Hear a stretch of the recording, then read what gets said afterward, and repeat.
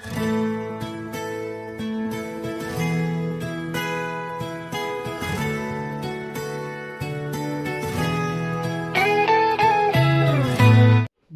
కృపను బట్టి ఈ వాక్యం వింటున్న మీ అందరికీ ప్రభుపేట వందనాలు.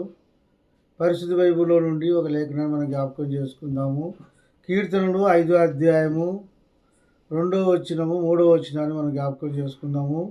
నా రాజా, నా దేవా, ఆత్మధ్వని ఆలకించుము, నిన్నే ప్రార్థించుతూ ఉన్నాను.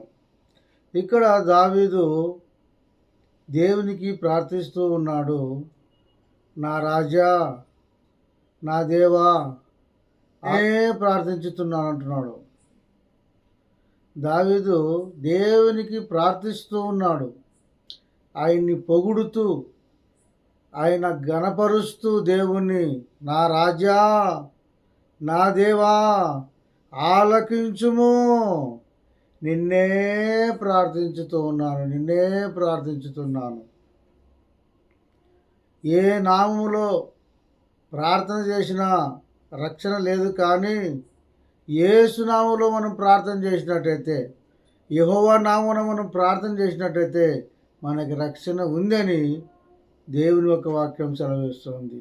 కాబట్టి క్రైస్తవుడైన నీవు, దేవుని అంగీకరించిన నీవు ప్రార్థన జీవితం కలిగి ఉండాలని దేవుని యొక్క వాక్యం సెలవిస్తుంది. అక్కడే 3వ వచనం మనం జ్ఞాపకం చేసుకున్నట్టయితే, యెహోవా ఉదయమున నా కంఠస్వరము నీకు వినపడును. ఉదయమున నా కంఠస్వరము నీకు వినపడును. ఉదయం లేగానే మనం ఏమి చేయాలంటే ప్రార్థన చేయాలి. చీకట్లో లేచి ప్రార్థన చేసే జీవితం మనం కలిగి ఉండాలి. నీవు అలా చేస్తున్నావా? నేను చేస్తున్నాను, నా కుటుంబస్తులు చేస్తున్నాము. అలాగే మీరు చేయాలి, మీ కుటుంబస్తులు కూడా చేయాలి. ఉదయము లేయగానే మన కంఠస్వరము దేవునికి వినపడాల. ప్రార్థన చేస్తూ మన కంఠస్వరము దేవునికి వినపడాల. మనం ప్రార్థిస్తుంటే మన పక్కన వాళ్ళకు కూడా వినపడాలా. వాళ్ళు ప్రార్థిస్తుంటే మనకి వినపడాలా. అలాగే మనం ప్రార్థన చేస్తుంటే దేవునికి మన కంఠస్వరము వినపడాలా. కాబట్టి ఉదయం లేస్తేనే మన కంఠస్వరము దేవునికి వినపడాలని దేవుని యొక్క వాక్యం సెలవిస్తుంది. ప్రార్థన చేస్తూ మన కంఠస్వరము దేవునికి వినిపించచ్చు. బైబిల్ చదువుతూ మన కంఠస్వరము దేవునికి వినిపించచ్చు. పాటలు పాడుతూ మన కంఠస్వరము దేవునికి వినిపించచ్చు. ఉదయం లేస్తేనే మన కంఠస్వరము దేవునికి వినిపించాలని దేవుని యొక్క వాక్యం సెలవిస్తుంది. అక్కడ కింద మరొక మాట జ్ఞాపకం చేసుకున్నట్టయితే, ఉదయమున నా ప్రార్థన సన్నిధికి సిద్ధము చేయును.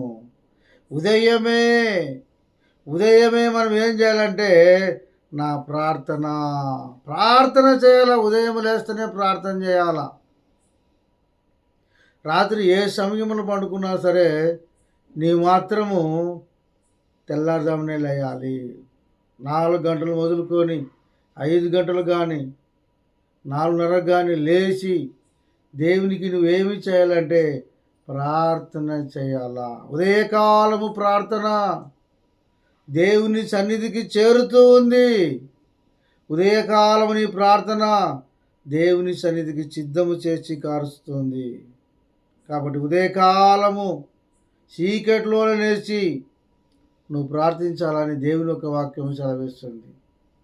మొదటి మాట మనం జ్ఞాపకం చేసుకున్నట్టయితే, నా రాజా, నా దేవా ఆత్మధ్వని ఆలకించుము, నిన్నే ప్రార్థించుతున్నాను అంటాడు. అలాగే కింద చూసినట్టయితే, యెహోవా ఉదయమున నా కంఠస్వరము నీకు వినపడును. 2. 3వ మాట మనం జ్ఞాపకం చేసుకున్నట్టయితే, ఉదయమున నా ప్రార్థన సన్నిధికి సిద్ధము చేయును. ఈ 3 మాటలు దేవుడు దీవించి ఆస్వాదించును గాక. ఆమేన్. అలాగూ నువ్వు, నీ ఇంటివారు ఉదయమే ప్రార్థన చేయాలని, నీ ప్రార్థన దేవుని సన్నిధికి చేరుతుందని దేవుని సేవకుడుగా ఈ వాక్యం చెబుతూ నేను ముగిస్తున్నాను. ఈ మాటలు దేవుడు దీవించును గాక. ఆమేన్.